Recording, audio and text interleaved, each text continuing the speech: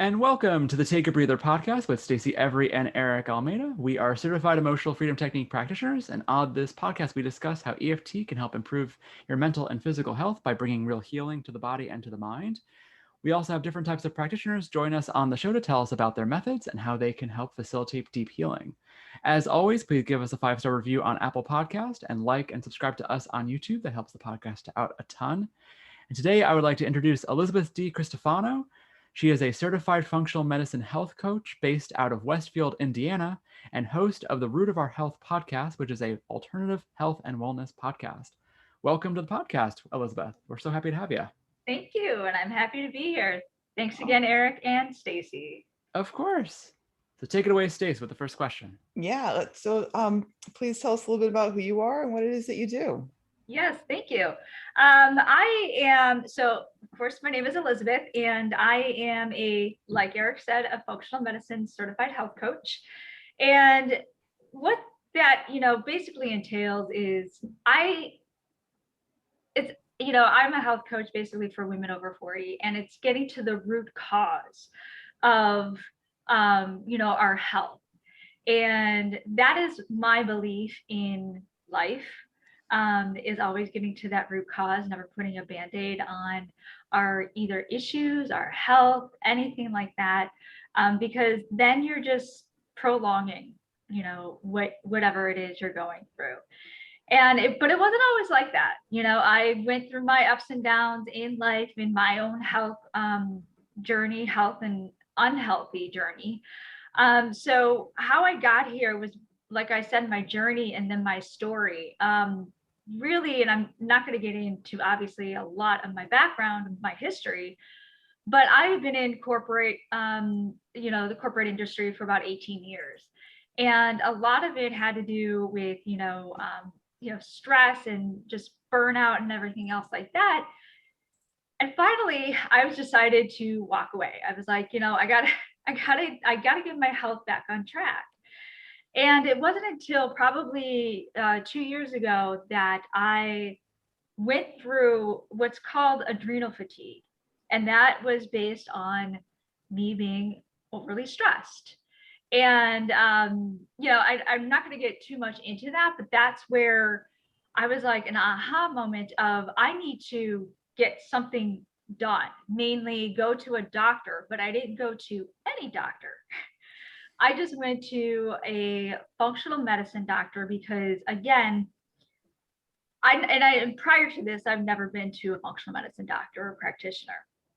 But it was my belief that I knew, and I understand, doctors are doing their best and doing what they can, but I knew that I needed more time with the doctor. I needed more information from a doctor, and I knew that what I was going through needed that time and information.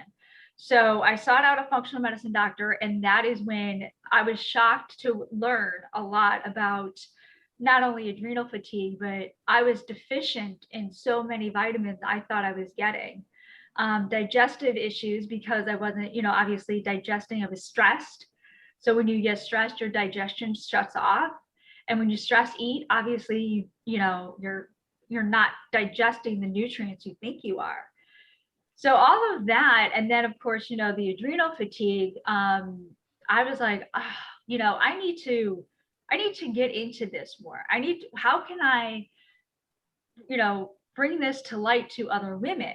And it was at the same time that I worked at another corporate company. However, it was one that I was able to give my health and wellness in that company and be a corporate wellness coordinator. And so I was bringing in all of these sorts of, practitioners, chiropractors, yoga instructors, Pilates instructors, all of that. And a lot of them told me, you'd be a great teacher. And then one of them was a health coach. You'd be a great health coach. I looked into that. I'm like, okay, well, let me really, really hone into that. And I did. And I graduated 3 months ago. So 3 months ago, I was graduated certified functional medicine health coach. What I learned was just tremendous. And it's something that I knew spoke to me as I was going through the course. And I'm just elated right now to be out here giving my services out to women over 40. So thank you. Nice. Oh my God, That's awesome. I have so many questions. Okay. Run with it, Bring it Stacy. on. Go. Bring it on. Well, one thing it's buzzing in my brain is how many of us, okay, so fundamentally humans are so adaptable that we can adapt to feeling like complete crap for days, weeks, and months and years, and think that becomes normal for us. Like this is just what my gut does. This is just how my body feels. So would you mind outlining some of the common symptoms of burnout and then especially adrenal fatigue? Because I think people may be realizing, she's describing me, but if you could just give us a rundown of some of those common symptoms. Well, I mean, the word is in the phrase itself, fatigue. So I was literally fatigued in the afternoon. So if you just said it very eloquently, we think that what we're doing in our lives, that's bad, not bad, but that's hurting us, is okay. That our bodies are going through all of this. Oh, that's okay. That's normal. It's a normal process, yada, yada. Well, what we do is when we wake up, obviously, we're tired. We're not supposed to be. We're supposed to be, wide awake, but yet we feel tired. And that's okay to take caffeine to wake us up, right? So that happens throughout the day too. So our cortisol levels are supposed to be elevated in the morning and kind of fluctuate throughout the day. And then low at night, because then that's for rest. Well, my cortisol levels were high throughout the day, like from morning, and it kind of went down at night a little bit because I slept fine, but it was more or less like throughout that day. And what happens is that's when your adrenals kind of feel depleted because you're using up all of that energy, all of that, that energy, and you're depleting yourself. So then at 3 o'clock, what ends up happening, and people do this a lot, they reach either for the sugar or for the caffeine to keep them going. Yet they're not, again, getting to that root cause of why am I tired? Why am I, dropping, at 3 o'clock? And it's usually the same time every day.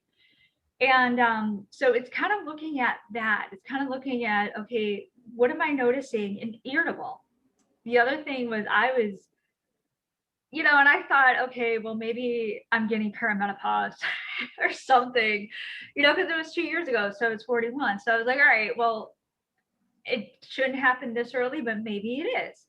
That's why I was like, well, let me go to get a thyroid test.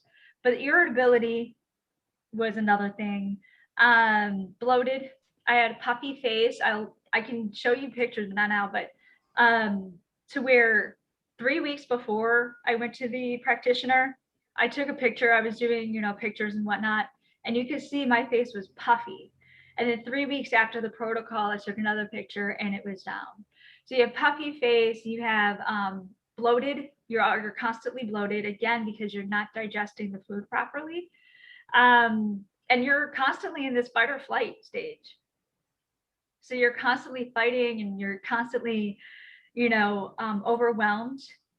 And the burnout, that's when it's a chronic stress. That's when you're chronic stress. If you don't get that taken care of, that's when it leads to burnout, and obviously can do a whole host of issues, symptoms, just things that you can lead you to a doctor. But yeah, those are the symptoms that I had. Basically was fatigue, number one. Number two, irritable, bloated, and yeah, all those. We talked to a integrative medicine practitioner, and she said how everyone in the United States has some degree of gut health issues. Mm-hmm. And now I'm assuming we all have some degree of adrenal fatigue as well, especially after this past year and a half. Yeah, and it goes hand in hand, really, because everything starts in the gut, right? She's completely right. It's because even our immune system, 80% of our immune system relies in the gut. And so if we don't get that taken care of, it could just, cause a whole host of other issues in our system. So it's not just, just looking at just the gut, but it is a good proponent to start there and then see how you can fix that. Because what ended up happening when I got adrenal fatigue was I was actually put on a detox program. So it was a detox, meaning, obviously getting all of the stuff out of my gut, and then obviously the digestive enzymes helping to regulate. So I had a lot of probiotics, prebiotics, detoxing, meaning, I was eating a lot of red meat at the time, and you had some red meat on this program, but it was all sorts of other, bringing in like soy, like fermented soy products too, that I was not used to. So it truly helps.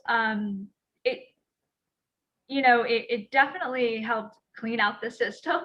I don't want to get too, graphic here, but it definitely helped clean out the system. But what ended up happening, oh, I forgot to tell you guys, the other thing on my thyroid test was high toxicity.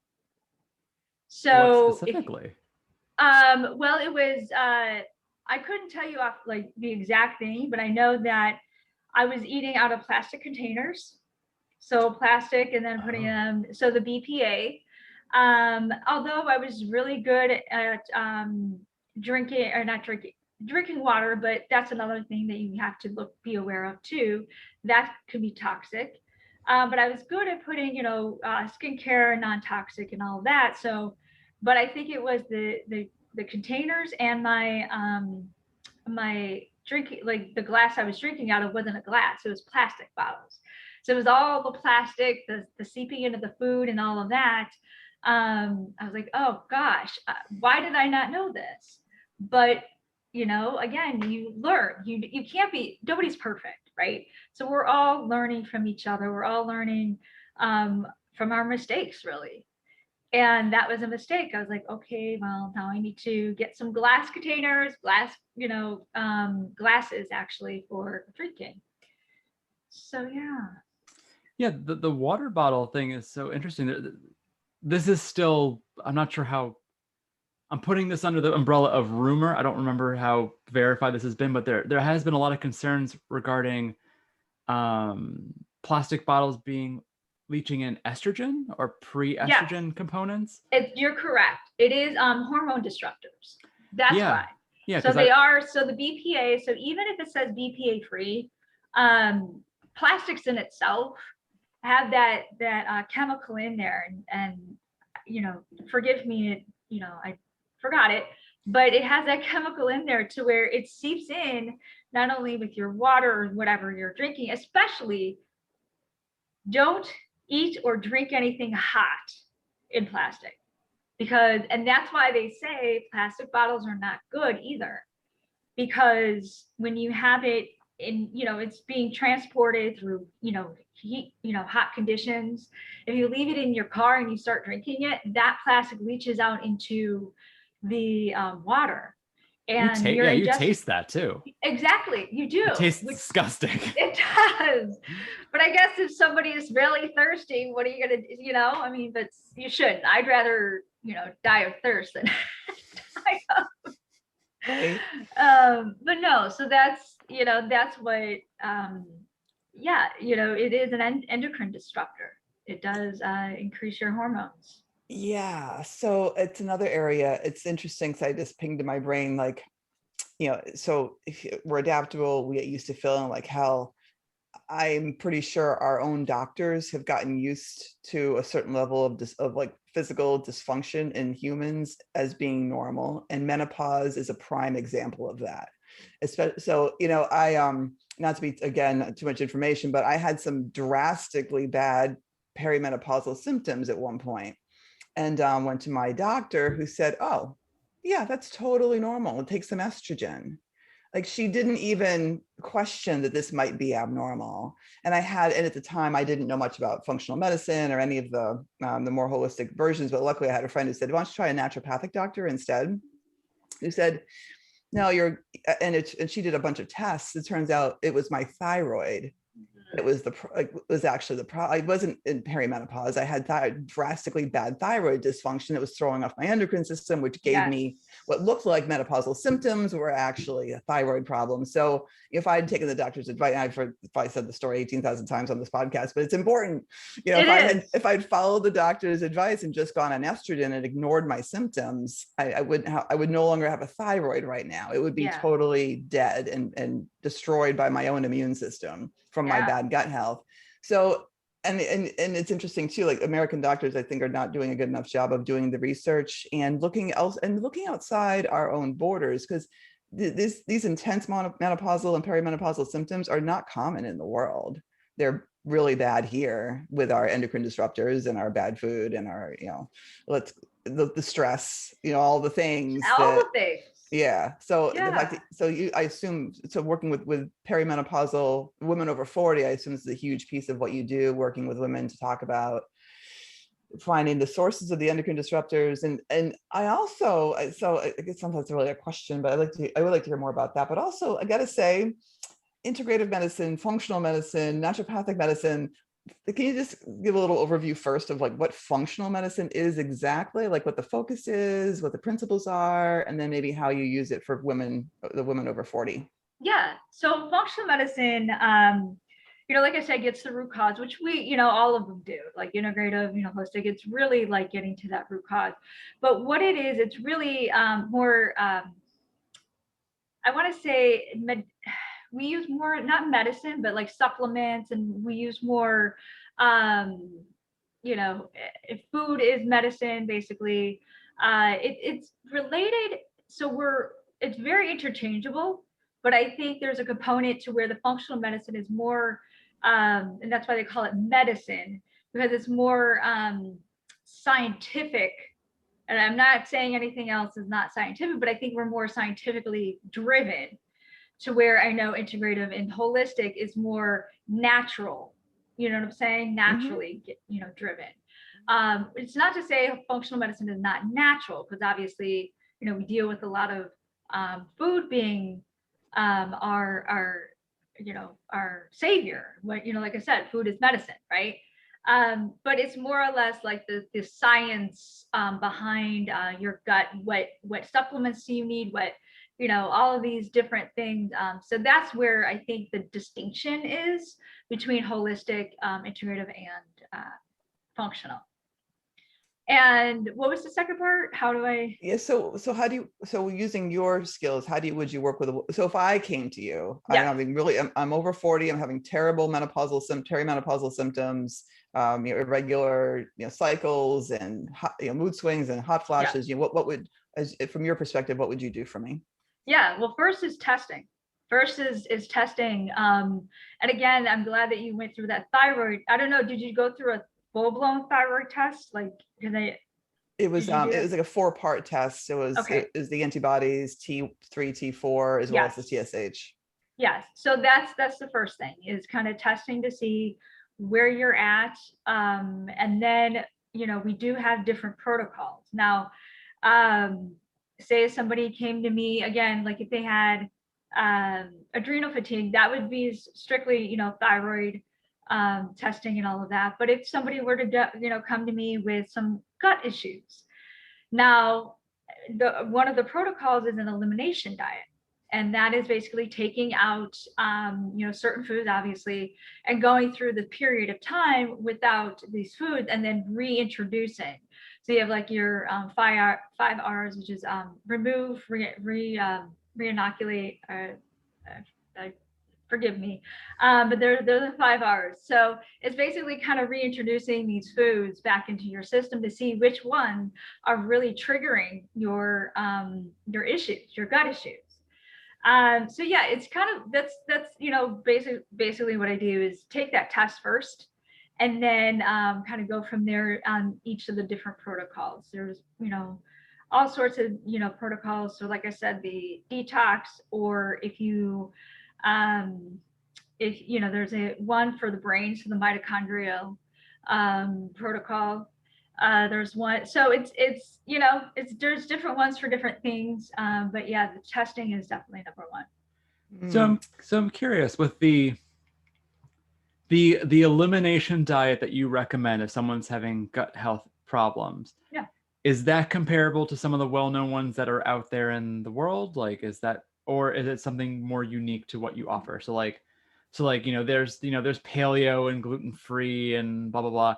And like, even myself, I've been living mostly on like a low FODMAP diet, which is becoming more known, but still on the more edge of it, of awareness. So I'm just curious, like, I guess, long story short, what would you tell them that they could still eat if they were having gut problems? Yes. It depends on the person, Okay. And then, so I mean, there is in this protocol, there is obviously a list of foods that you can eat. So I took it myself.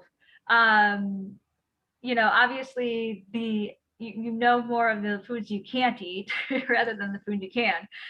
So eggs were you cannot eat. You can't have any caffeine. You can't have any so that's chocolate, all of that. Obviously the gluten, any starchy breads, anything like that. And I know that some of them, even with the probiotics, like some of them you can't have any, like, the sauerkraut or the, yogurt, just because some people tend to have a reaction to that. But you can't have non-dairy yogurt though. That's the difference. So dairy, no, obviously. Nuts, no. Seeds, no. Yeah, so there's a lot of things that you would think would be healthy that you have to eliminate, just because some of them, our guts need to understand what we could, take in as far as, even the healthy stuff. Like, we don't know. Like eggs, for example, I thought, okay, eggs are great. Well, sometimes they hit me though. I don't know about you guys, but sometimes if I have eggs, they trigger, like, not only the bloatedness, but I get some sort of headache. So I understand. I'm like, okay, well, maybe I can't eat these right now. Yeah, they're on my list too of do not eats. In fact, I know that it sounds like a lot of the foods that are taken off are ones that are just very common allergens. Yes. And so, and the thing with the eggs is I didn't know they were bothering me. Like, I think a lot of people, a lot of it has to do with body awareness, right? So, yes. And often we will eat food and feel a little yucky afterwards and kind of ignore that fact and eat the same food, even though one of those foods we just ate clearly didn't agree with us. But, it tasted good. We're in a hurry. We go on our merry way. Interestingly, eggs for me, I didn't get any reaction to, but came up very, very sensitive to them on an allergy or a blood test that my doctor did. So, it could be really subtle cues, but I mean, it's a huge piece of it. Certainly is, I guess, body awareness. I'm wondering how much you talk to your clients about that too. Just noticing, especially with the elimination diet, when you're reintroducing. I assume that's what you have to do a lot of, like, checking into the body to see if do I want this to be okay? Because I really want to eat dairy again, or in fact, am I having a not so great, am I bloating? Am I not digesting this very well? Yeah, there's a diary. So yeah, there's a diary, like a food journal. That's what we call it. So food journal.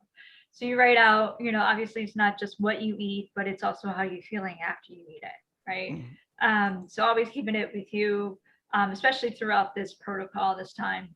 It is 3 weeks. So and then Eric, I don't know if I answered your question before, but I guess the difference is, I don't know, some of the other elimination diets might be longer, but this one that I prescribe is 3 weeks. And I'm not prescribing, I'm kind of, asking or going with the practitioner who is prescribing this. So I don't do that. But it is only 3 weeks. And so, I mean, the total time should be longer because the reintroduction obviously takes a little bit longer, but the without any of the these foods is 3 weeks, and then reintroduction, I think, takes a couple weeks. But yeah, it's that's what you have to have that food journal next to you, because you don't know, you might think it's okay, and it might not even happen. It should happen within 20 minutes. If something happens, if something's wrong within 20 minutes, then then it's it's an issue. But some of them can happen even days later and you're not aware. Oh yeah. Right? I know. Yes. That is what drove me nuts for years. So for me, gluten was the one that would linger.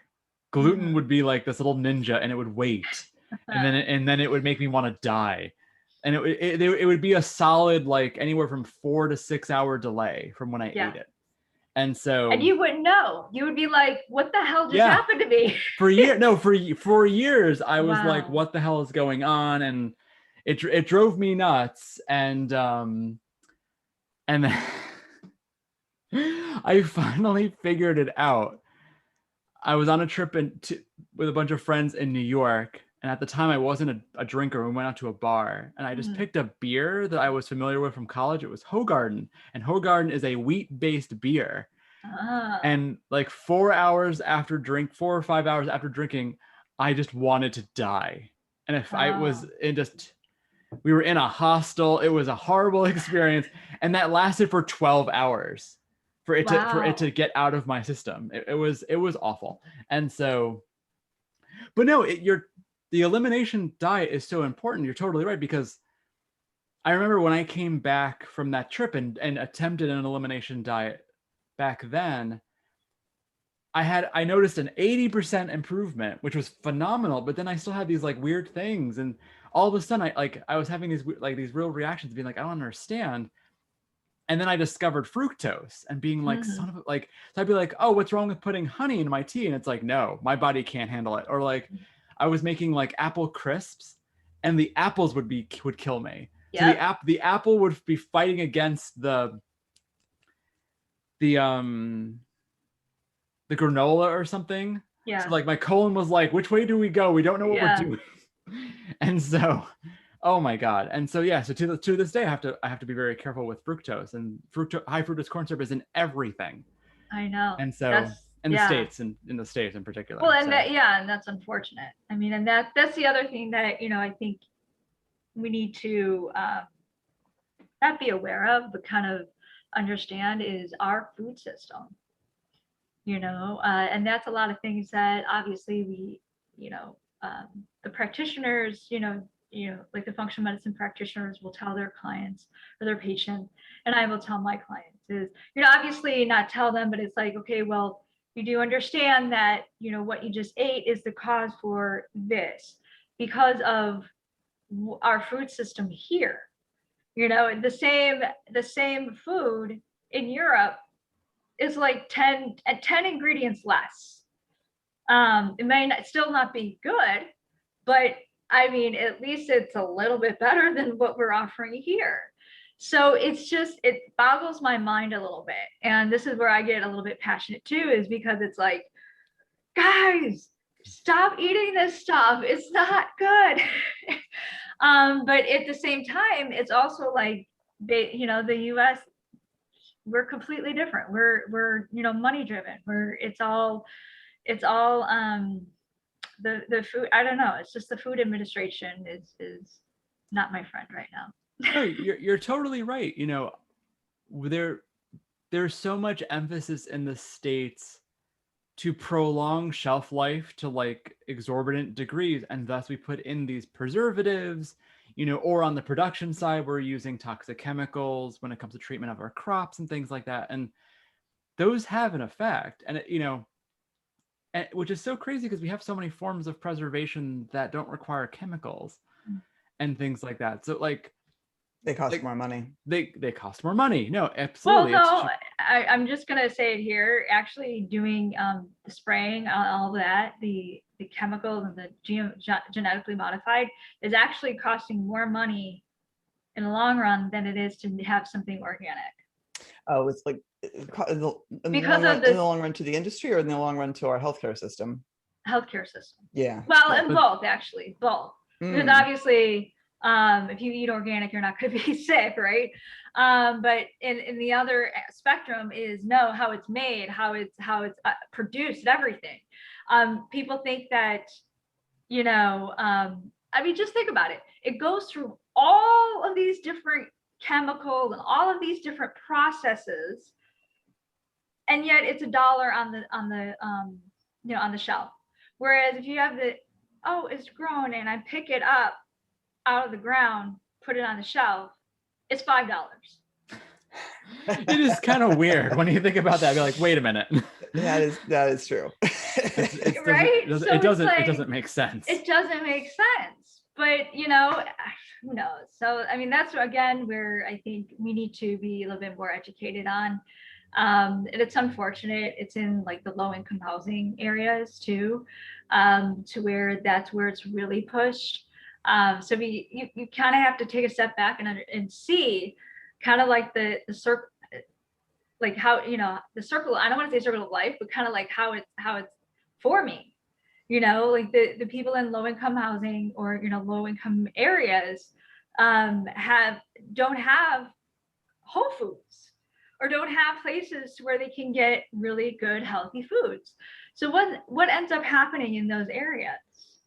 Then it's a lot of, sick people, a lot of violence, a lot of, just a lot of things that come out of it. And it's like, if we only put a Whole Foods in the area and make it affordable, not Whole Foods, but just like, something. Whole paycheck. You mean whole paycheck, yeah. Whole paycheck, exactly. To make it affordable, I mean, so you kind of have to ask yourself, what are they really thinking? What are they really doing, to our country?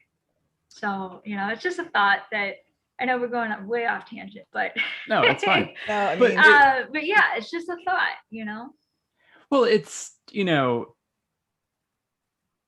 it's interesting. And the really funny part is that there is affordable organic products do exist. It's just, you just have to be aware and hunt them down a little bit more. So like, I don't know the back end. So, someone might come up in the comments and be like, they are terrible. But like, I really like Aldi. I don't know if you have Aldi out by you. Oh, I love Aldi. Love them. Yeah, because I'm picking it up in an hour. Yeah. But like, they have a nice organic selection on top of their normal stuff. And, it's very, very affordable. And so like perfect example with what you were saying about having limited ingredients, I was looking for frozen French fries. I could make them myself from a potato, but it takes a lot longer. So I was being lazy, classic American thing. But I was looking for frozen French fries that had the fewest number of ingredients as possible. And all the main brands had these random preservatives at the end. And Aldi was the only one I found that it was like potato, salt, canola oil. And I'm like, I know those ingredients. I'm okay with that. And and it's fine. Yeah. And so the market is there. And the market may react, but at the same time, Aldi is a German company, not an American company. So that might also explain its own interesting version of penetration into this country. So Right. No, and you're absolutely right. Opportunities for organic food is certainly like, I feel like there's the two directions to attack this from, right? Like there's access to those foods, but then Elizabeth, like your work is the other end of this, right? Because how many people are addicted to the packaged foods and feel like they need it and feel totally unable to break the habits they have around the high sugar, high fat, high salt foods. And where a coach, I mean, because when it comes to food, I wasn't sure how much you did with this as a coach, but there's so much emotional attachment and perceptions of self and connection to fame. Like there's so much with food, right? Like my family eats this food, and so I eat this food. I go out with my friends, and this is the food that we eat. I grew up on this food. I'm exhausted and I need this food right now, and I don't have time to cook. There's so many things, right, that lead us to make these choices, and a lot of them have to do with just how we were raised and our emotional states. And I wondering how much, as a coach, I can see you being really helpful to navigate all of that. If that's something you do in fact talk about with your clients. Yes. It's always understanding, because at the end of the day, it's not just eat good and work out. If it were that easy, we'd all be fit and healthy, right? So much goes into play with it, because like you said, family. So you have your family, you have your, your relationships, and that in itself is something that's huge, is big in our lives that we need, right? And so in order to, I don't want to say fit in, but in order to just be with, with your family and with your friends and, whomever, sometimes you have to, you don't have to, but you feel the need to eat and to be there, eating whatever they're eating. And you have to kind of understand what is also your background, what is your, your heritage, what is your culture, because a lot of, cultures do different, different things. I'm Italian, so, obviously I grew up with a lot of pasta and a lot of, pizza and, all of those like delicious carbs that are really bad for you. But it's, and then obviously every Christmas, every Thanksgiving that we sit down, it's like a huge smorgasbord of all of this great looking and great tasting food, but might not be great for us. So yes, what I try to do is obviously, I know there's no saying don't do this. It's more or less understanding their culture, what goes in, what goes on the table at their, on their days, or even at their family functions, or, stuff like that. And is having them come up with their own, like, goal or something, to where maybe one time they bring a dish, or maybe one time, they could have small little portions of it. It depends on what they come up with. But yeah, so I do work with my clients on different ways of, not completely ignoring their culture and, going away from it, but it's understanding that there are ways to implement a little bit of a healthier lifestyle. And who knows, maybe they might inspire some of their other family members to join. And I think that's another thing that we have to have, it'll be nice to have family and friends and, a support system. So having that support system is also nice in your health journey, in your, so if you have that more support, the better your chances are for success and for sustainable success. So that's not always easy though, right? Because, again, I'm different, but I know a lot of people have, like, again, families that are just rigid on this eating, and they get offended if you don't eat it. So it's definitely a hard thing. It's definitely takes a lot of time, but it is doable. It's understanding and bringing and letting your family and friends know this is the reason why I am doing this. I imagine it's easier nowadays. I actually, in 2009 is when I decided to go grain-free, because I was having wacky symptoms. I didn't, I was having symptoms, so I'll stop eating grain now, mostly wheat. And at the time, eating grain-free was really hard. People are like, why aren't you eating?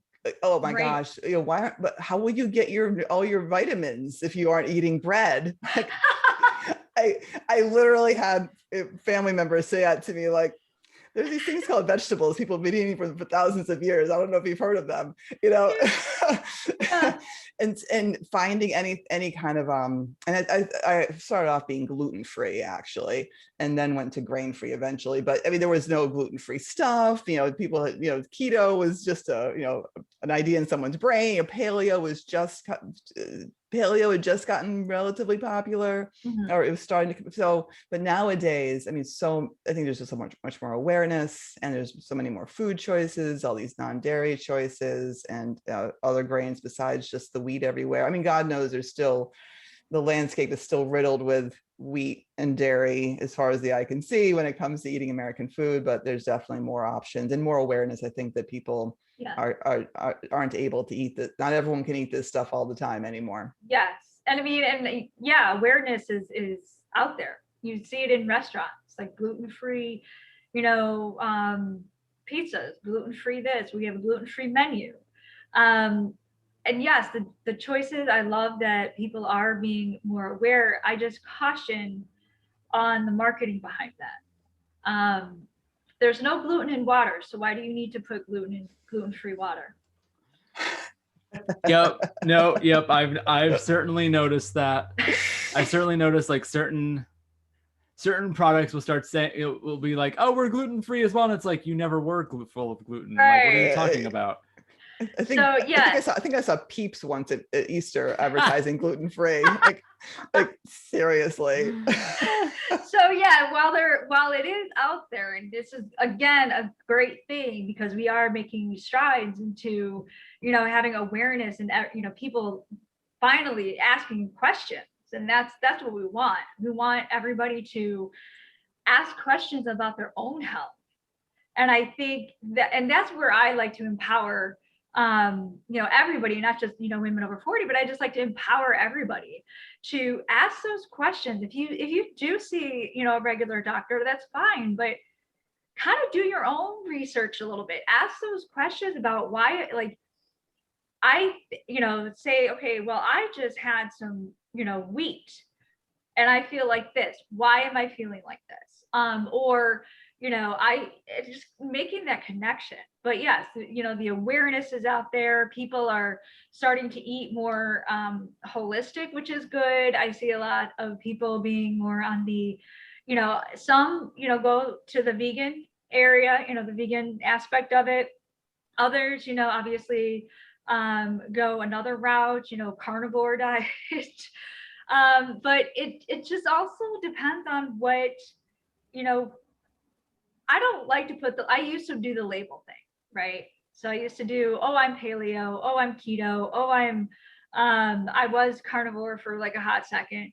So I did put those labels, but then after the protocol that I was on, I was like, why am I putting this label? Because the foods that I actually introduced, I thought were bad.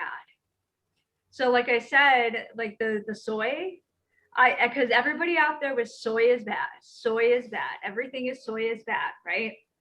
But we never educated ourselves of what kind of soy is bad.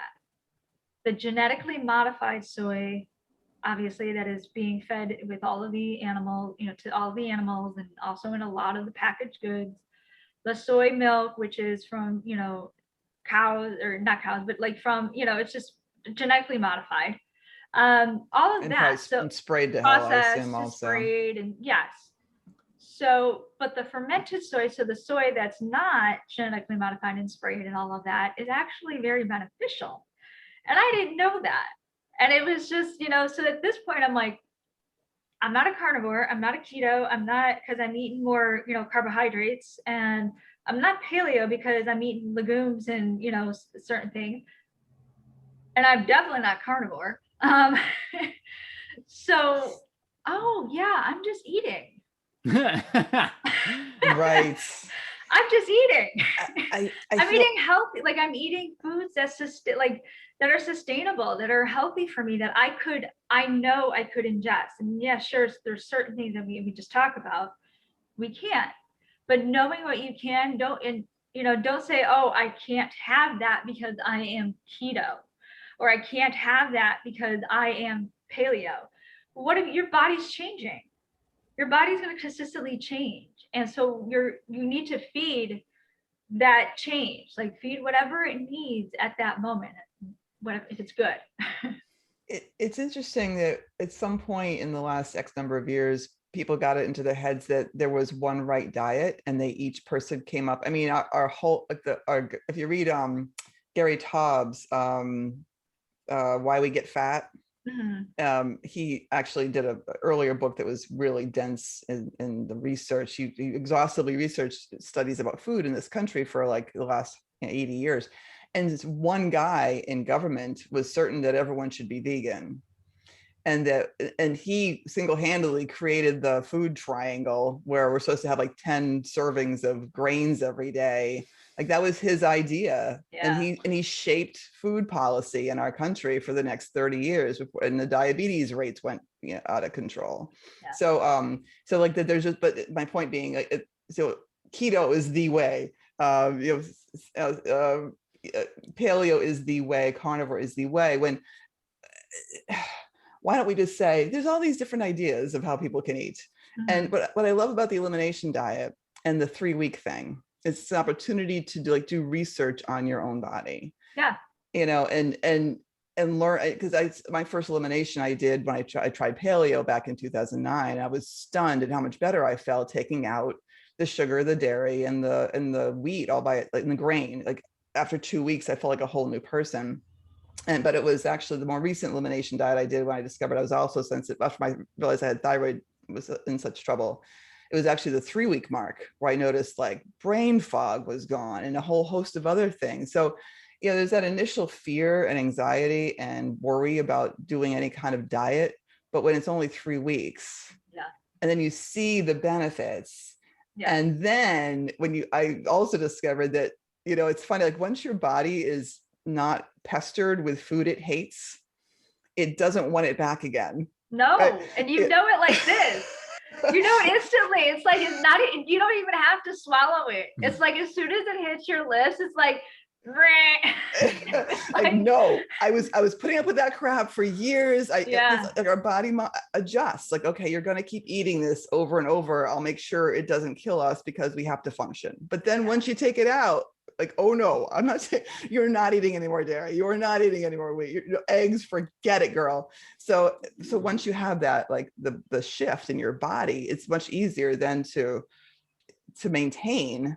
And then really dive into, as you say, the diet. Because I've tried, intermittent fasting. I've tried paleo. I've tried keto, and you figure out, oh, this I feel like hell doing this. Right. Why am I doing it? Let's see if I add this back in again. I feel like I'm really missing this, because that's the thing too. Like we start to our cravings become more natural based on what our body actually needs, rather than what our emotional state is.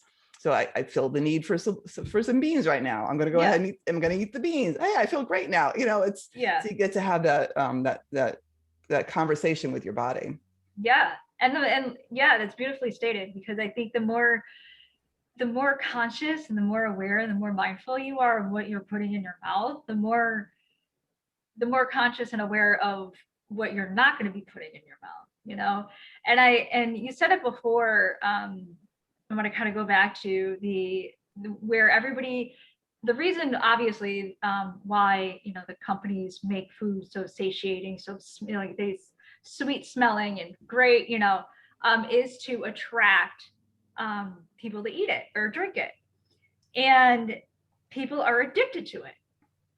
There's an addiction to all of these sugars, caffeine, everything. There's an addiction. I mean, I thought I was addicted to coffee, and now I don't even drink it. So it was like, I was like, I need coffee. Like I cannot do my day without coffee. And I mean, but that's the way we are. And then all of a sudden you take it out, you remove it, you're not dead. You can live with it. You're much better without it, and it's more or less like that 3 weeks, and that's what I love about the elimination diet, is because it's only 3 weeks that you're removing it, right? Yep. So people think that they're on a diet for years and years, and they're like, oh my God, I'm removing all of this stuff. I can't remove all this stuff. Well, it's just 3 weeks, it's like, let's take 1 week at a time, and that's why I coach, my clients, is let's take 1 week at a time. Don't look at it as the whole 3 weeks. Like, yes, it seems like it's years. But understand that even in that week, that first week, you might see changes, you might not, you probably will, but the second and third week, you most definitely will. And by then, in my experience, the cravings are also much less after that first week too. Well, yeah, because you get back to your natural state, We're not made to crave sugar. We're not made to crave, all of these things. What's out there, what we have been ingesting, when we have been eating, made us that way. So once we remove all of that, then it's like you taste something, just a little bit of sugar, and that's way too sweet because your taste buds change. So yeah. My sister she watched a show on the sugar industry, some documentary. I can't remember the name of it. It's Katie Couric or something. And she was so mad about the manipulative, tactics used by the sugar industry. She's like, at the end, they like recommended a 10-day fast from sugar. So she's like, I could do it for 10 days. So, and she loved, Mindy, I love you dearly, but she loved her sugar. I mean, she had like peppermint patties stashed in her, like she ate sugar every day, right? 10 days. And she went back and said, I can reward myself now with a peppermint patty. Instant headache, like instant headache. Yeah. So damn it, she says. But ever since, she's been able to move on and, to figure out how to eat. But it didn't take very long at all before her body let her know, actually, we hate this. We're really glad you stopped. Yeah. No, for sure. Like I had a similar experience with soda. I was drinking horrendous amounts of Coca-Cola in college. I was emptying out the vending machine of cherry Coke. Like I was cherry Coke and cherry Coke. And like I did the same thing in college, except it was grape soda for me. But like, so I was, how many liters are in like the standard size bottles that are in a vending machine? Is it 20 or 16? Oh, could be 20. I think it's 20. I think it's 20. I think it's 20. Yeah. I was drinking 8 of those a day. It was really, really bad. And then I was wondering why I couldn't sleep. And so, but now, so that was a very long time ago now, but now I don't drink soda at all. And maybe I'll have, like a natural cherry soda once in a while, like a different brand. I won't really go back to Coke because they have the high fructose corn syrup in it. And it's just one of those things where like I take a couple of sips and I'm like, I'm done with this. I'm like, it's too much. It's way too much sugar. Way too much. And you're right. It's your tastes change, your body changes. And then just like what happened with your sister, Stacy, like when you have that immediate negative effect because your body finally came back to equilibrium, then it's just kind of like, can I get peppermint some other way?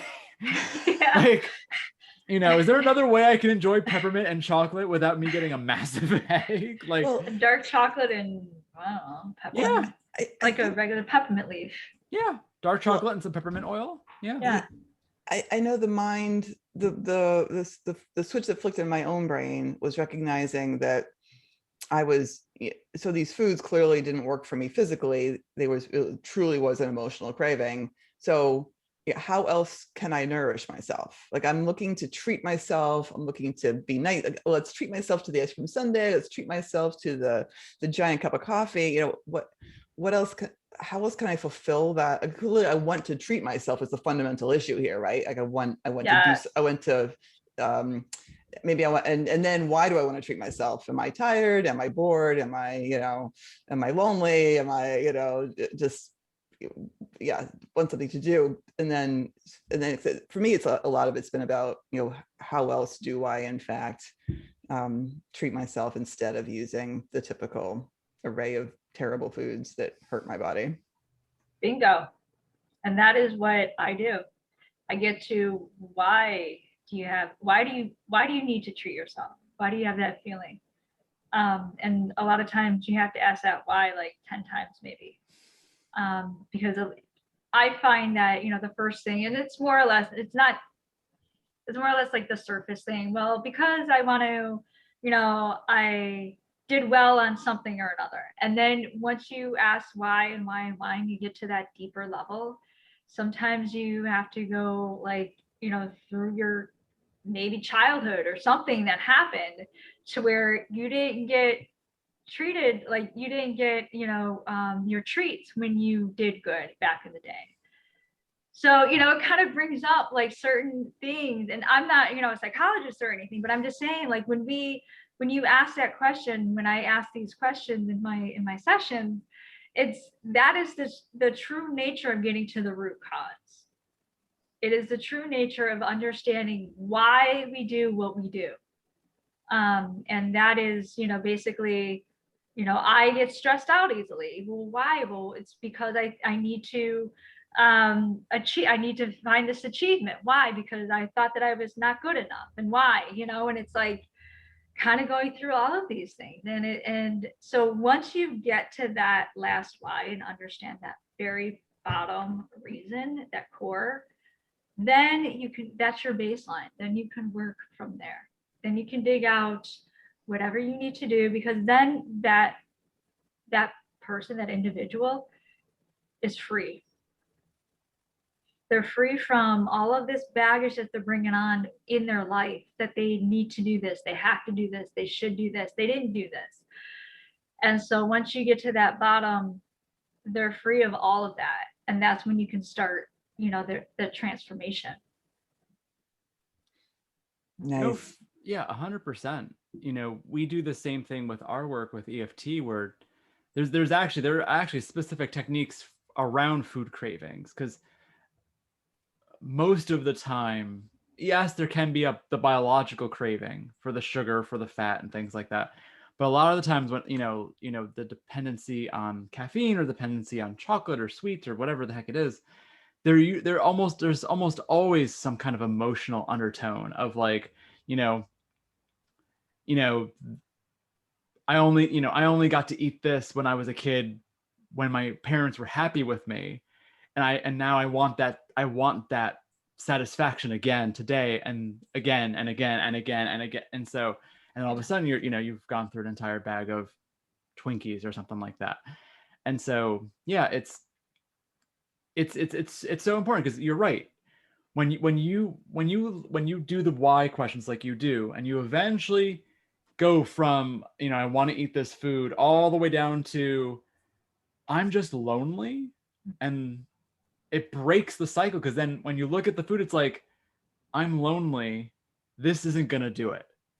And then you slowly stop putting it in your mouth, and then you might pick up a phone and call someone and fulfill the loneliness. That's the whole, that in that hypothetical example that a person's trying to fill. Yeah. And I mean, EFT, what you guys do does the same. It does that thing for you. It gets to that core, that very emotional state that we're in. The reason why we're eating these things, why we're doing what we're doing in our lives, to either distract us or to not feel the pain, or to whatever. But again, being that aware, doing that tapping, doing the awareness, and the even saying the words, because sometimes we can think them, but saying them and even writing them down sometimes, is a release to get that out too. And yeah, that's what it's all about, really. Is the food it's supposed to be a nourishment. It's supposed to nourish us to feel better. Yeah, what we're doing is we're doing the opposite. We're trying to feel better by eating certain foods. So that's where the disconnect is, and that's where I think you guys play an integral part in as well as health coaches, is just understanding us as a human nature, as a human being, and no right or wrong. It's just understanding. No, absolutely. It's the importance of having that mindfulness, just like what you do, of creating that mindfulness around one's eating habits and how it impacts their body, so that they can learn and discover, my body can't handle, eggs for whatever reason. And it's like that. And then you're just kind of like, all right, well, at least I understand and I know. And then going forward, it's like, well, that explains why, when I went to brunch and I had that quiche, I got really sick too. And it's like, there's eggs, there's a lot of eggs in that. Mm-hmm. And you can just keep it like that. Awareness can wake a person up, and then also just get them to a point where they can just be at peace with their body and with themselves. Because then they don't have to be so tormented about like, I feel terrible all the time when I eat, and I don't understand why. Yeah. And so they can start, finding, I can eat this, but I can't eat too much of this, because if I eat too much, it gives me a headache, or it gives me a migraine, or I can't eat this at all, just because I immediately feel ill. Or it'd be like, I never knew I could eat this. I thought I couldn't eat this. And now I can. Apparently Yeah. it was always fine, and I made it a demon for no reason. Yeah. And so, yeah. Yeah. And I, you know, I sit here and I listen to this, and you know, it's also, there's also another spectrum to look at it too. It's also, you know, people who, you know, great that, you know, looking at to the healthy aspect of things, but also being overly, not overly healthy, but just putting all of their, you know, time, energy into what am I eating today?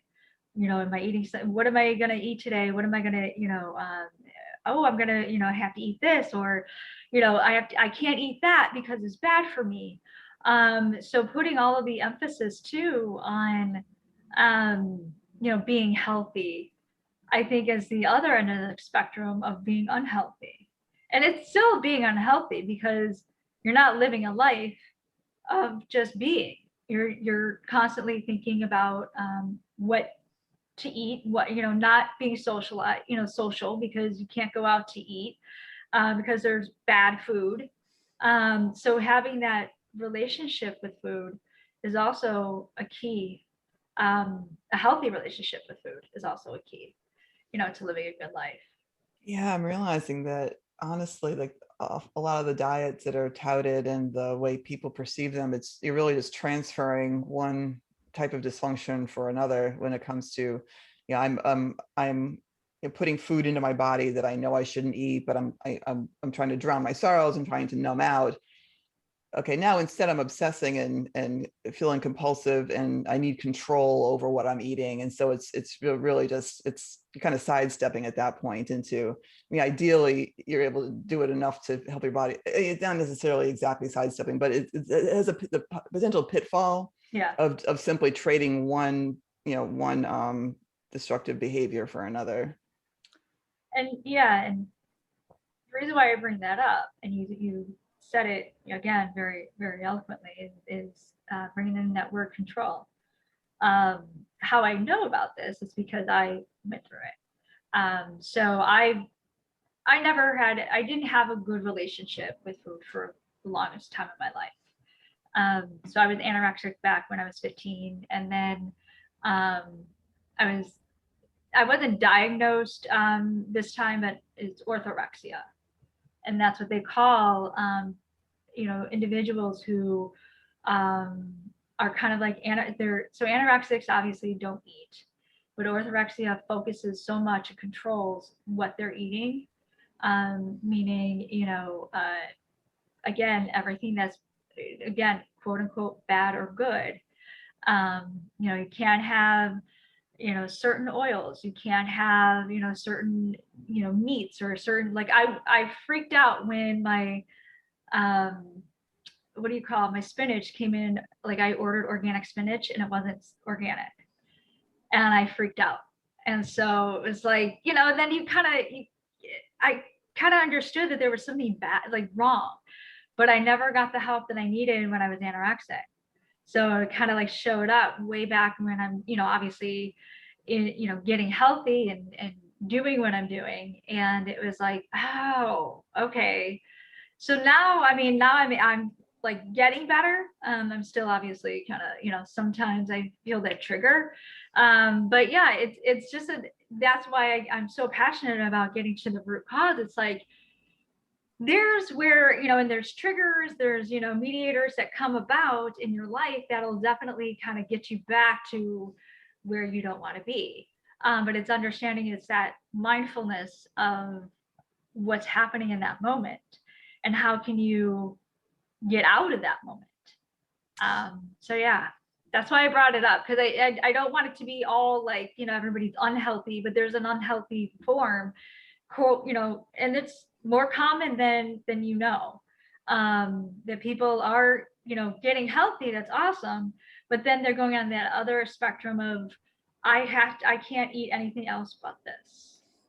And yeah, and I think unfortunately, it's easy for some of the diets Yeah.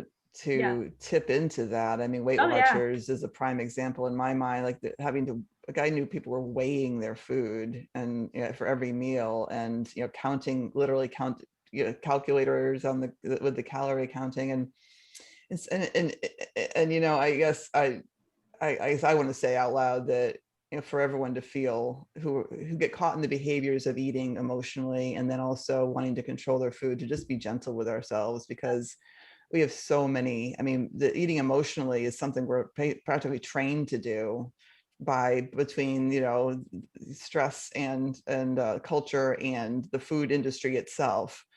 And then no wonder we want to try to control what happens to our body after that. It's sort of a natural response, I would think, to be like, I know all these things are bad for me, I know I might be getting sick, so I need to control it, I need to watch it, I need to pay attention. And not having a lot of self-trust yet either, because we still don't have good access to our own body and how it's and being able to tell what it needs or tell what it feels. So it makes sense for our brains to get locked into a habit of control instead, until we can find the help we need to and again, just to be aware that we have these behaviors for a reason, that it's no one's fault. It's just, you said maybe the food industry, but yes, but it's all not their fault. It's not the individual's fault. We're falling into these patterns and habits. It's just a thing to recognize, and that there is help out. It's not something you have to be stuck with. There is lots of help out there to figure out why you're doing these things and how to break free of the habits and get on a path where you're just feeling better in every possible way. Yeah, I mean, we're not alone.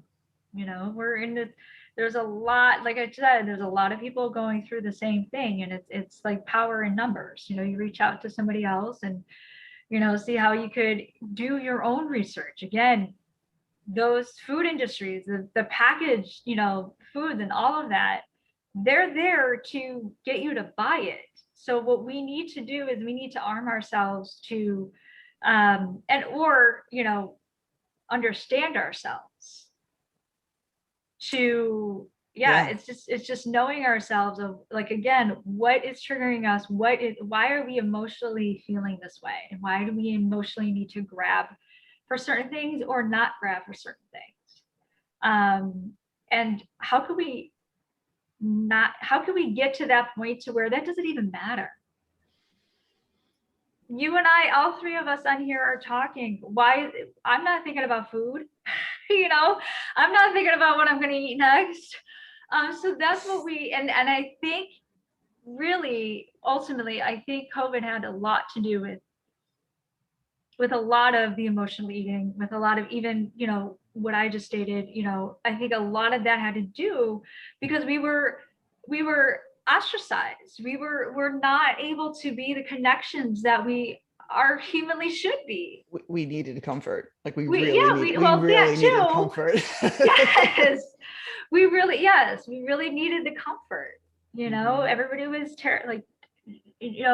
uncertainty is okay at a certain point, but uncertainty, and for a lot of people, don't know how to deal with uncertainty.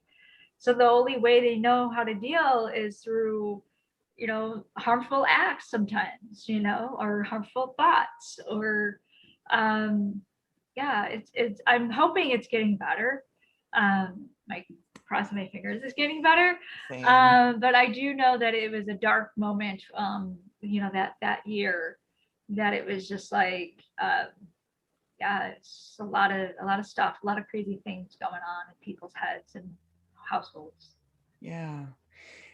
So I want to say out loud also that, I mean, you have a podcast, and I'd like for people to be able to want to keep listening to your words of wisdom, to be able to find you. What kind of things what's your podcast all about? Yes. So again, it's The Root of Our Health, and it is an alternative health and wellness podcast for women over 40. Anybody can listen, really, because I do cover topics in all range, and it is more like health, wellness, and self-development. But there are topics that kind of deal with more, menopause and moon cycles and all of that. So obviously the guys, if they want to, they can, but if not, I don't think so. But it's just all, it's all about how, again, what I keep saying, how it's never too late for us to take control of our own health. And I see it all the time out right now, even, again, as I say, COVID. and I'm not going to put my own belief obviously out there. It's just that I firmly believe that we need to take an understanding of we are our own bodies. We know our bodies more than anybody does, than any doctor, than anybody. So why are we putting ourselves out there and putting our bodies in the hands of people that don't even know us? So I kind of that's what I do, is knowledge and information. Anything that I can. I'm doing I did a 4-part series, Instagram Live on adrenal fatigue. So you asked about symptoms. That's actually coming up next week. So, I'm putting everything out there that I can in terms of, gut health, mind health, self-development. And I'm interviewing experts. I interviewed Eric, with EFT. Actually, everybody loved that episode because, yes, it was a huge hit because, EFT is, again, another tool that we could use in our lives, a natural tool, a healthy tool that we could use in our daily lives. And that's what I speak of. And these other experts I just had on DC Glenn. So I don't know if you're familiar now with the commercial, Geico commercial with the scoop. There it is. So the two guys with this ice cream. No, okay. Anyway, so I interviewed. So he was because I grew up in the 90s. So he was part of a tag team, and so he is one of the duo tag team. And I interviewed him, and the whole time he's a voiceover actor. He's an actor. He's a entertainer. He could have talked about all of that. The whole time he was talking about his inspirational stories. So his tenacity, his work ethic, everything. So that's what I want to bring about too. It's not just who we are, like what we do. So excuse me, it's not just what we do, it's who we are in the inside. And that is in itself health, because it's getting to the root cause of who we are, the root of our, of us beings. And so, yeah, that's what I do. I absolutely love it. I'm now up to 2 episodes a week. So I do one on Tuesdays and one on Thursdays. So the Tuesdays are solo. So my solo, again, more informational knowledge. And the Thursdays are the interviews, which again, informational knowledge, yeah, all different stuff. Awesome. Nice. That's great. So we'll definitely be putting your links to your information, to your website and all that fun stuff. Yeah. Show notes and the podcast. Yeah. Oh, but please repeat them now. Go ahead. No, yeah. So my website is elizabethdicristofano.com. The links that you can find me at, I am on Instagram. So that's elizabeth.dicristofano. I'm also on LinkedIn, not so much on Facebook, but LinkedIn, you can find me Elizabeth Di Cristofano. And Clubhouse, I'm also on Clubhouse. So I don't know if people, I like it because it's kind of like a podcast. It's kind of like a podcast too, kind of thing. You could speak, you speak your knowledge, and you connect a lot in that. So it's kind of like, live. So I'm FM health coach on Clubhouse. Awesome. Great. And my ebook. Oh yes, the ebook. We'll put a link to the ebook. You can also find on my website too /e-book. But the ebook is 5 ways of basically 5 ways of you starting your morning off right. So, and we talk about stress, and I'm really, obviously into stress management. And I find that these 5, if you do, and you don't have to do all 5 of these, you don't have to do like rigid, but if you do any of these 5 or, any amount of them, you start your day off right. You kind of, that's what we want to do in order to have a productive day. So, yeah. Awesome. Nice. Well, thank you so much, Elizabeth, for joining us on our podcast. It was a lot of fun. And thank you again for having me on your podcast. I greatly appreciate that as well. It was a pleasure. Thank you so much. Of course. And viewers and listeners, we'll see you next time. Bye.